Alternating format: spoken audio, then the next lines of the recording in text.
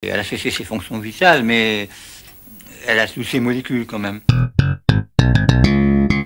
Dors bien, la mort n'en dira rien. Priez les dévots mornes, nous danserons sur les tombes.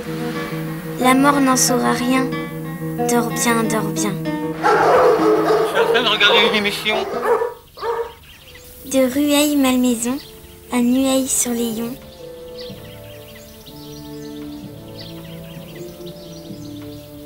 En ce château de Preuil, où courent les écureuils, Doc Martineau Raymond, attentif compagnon, avec soin congela, s'accompagne en campagne, Dame Monique Leroy. Le souffle divin.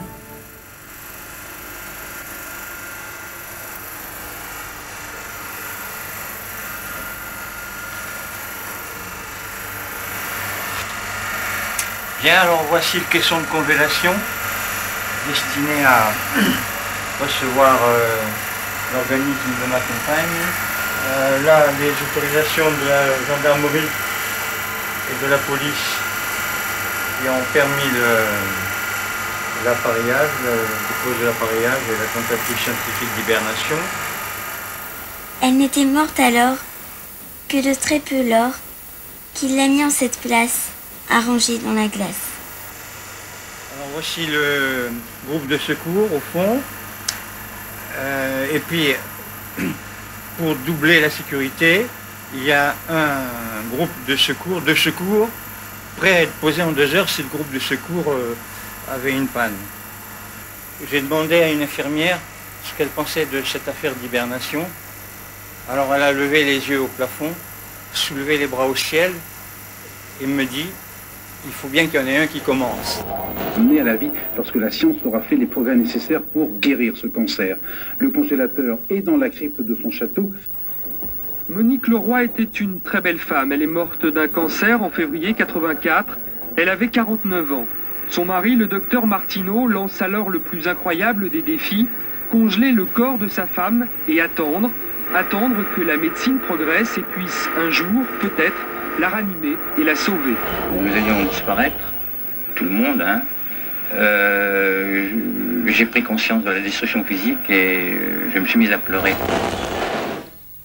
Et depuis l'âge de 7 ans, quand j'ai su que les gens mouraient, qu'ils couraient à leur destruction physique, je me suis mis à pleurer quand je me suis rendu compte de cela. Et c'est une idée latente qui m'a poursuivi, sans que ça soit obsessionnel, bien sûr, jusqu'au moment où j'ai débuté mes études de médecine. Et j'ai eu une grosse contrariété fiscale qui m'a ruiné. Et je me suis dit, qu'est-ce qui est le plus grave que des ennuis d'argent ou de ruine financière? Et c'est le cesser de vivre. Ça a rejoint les idées que j'avais à 7 ans.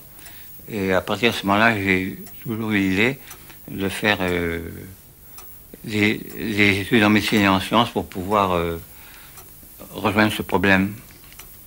Et ben, après avoir été opéré de ma tumeur en 72, j'ai acquis un congélateur qui peut descendre à moins 120 degrés centigrades. Et puis, donc, nous étions prêts à toute éventualité.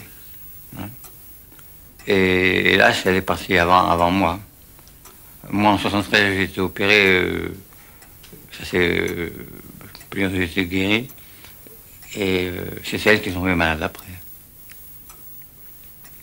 Donc, malheureusement, elles sont parties la première, je me suis occupé d'elles.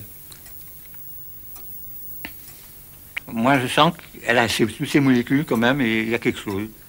Une espèce de sentiment diffus qui est difficilement explicable avec des mots. Bien, je pense qu'elle peut revenir. Hein, et que, on se retrouvera, on fera la fête. Un journaliste, je me dis, mais il n'y a que Dieu et vous, parce que Dieu est censé réanimer les gens, la résurrection, mais ça n'a rien à voir. Dieu se projette dans le futur, dans le passé, sur des milliards d'années, même plus. Il est tout puissant. Nous, ce que l'hibernation, quoi, ça ferait 10 ans, 100 ans, peut-être des siècles, mais Ça n'a rien à voir avec lui. Un prêtre catholique de Grande-Bretagne, d'Angleterre, qui m'envoie une lettre en disant c'est son lieu, ou l'âme est dans le congélateur et à la froid elle souffre, ça ne peut pas sortir, ou alors elle est au paradis, et là, comme c'est irréversible, elle y restera tout le temps et votre compagne ne pourra pas être réanimée.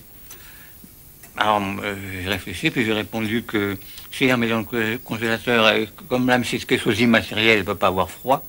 Alors elle peut même sortir, puisque c'est quelque chose d'immatériel, elle peut sortir du réceptacle, du congélateur, et aller où elle veut. Alors quant au paradis, ben, elle peut revenir si elle est dans les limbes. C'est une sorte d'antichambre du paradis où on peut penser que c'est réversible, puisque c'est une entrée, c'est un seuil. Réversible, c'est-à-dire qu'elle peut revenir. Même si son âme est au paradis, elle peut revenir parce que on peut penser qu'elle est au limbe, quoi. Puisqu'elle elle a cessé ses fonctions vitales, mais elle a toutes ses molécules quand même. Donc elle n'est pas entièrement détruite comme des morts ordinaires. Donc on peut penser que avec cette modification des conditions physiques, elle peut être dans l'antichambre du paradis. Puisqu'en plus elle est susceptible d'être réanimée, alors elle peut aussi dans l'antichambre en attente. Donc elle peut revenir. Elle peut pousser la porte et revenir sur Terre.